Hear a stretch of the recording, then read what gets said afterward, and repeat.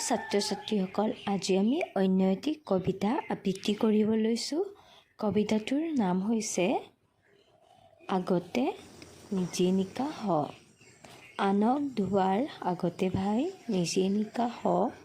নিজৰ হিয়া মনৰ মলি ধুই পখালি ল। আনক কোৱাৰ আগখিনিতে নিজে সঁচা ক। নিজ সত্যত নিজৰ ৰূপত দৃঢ়তাৰে ৰ।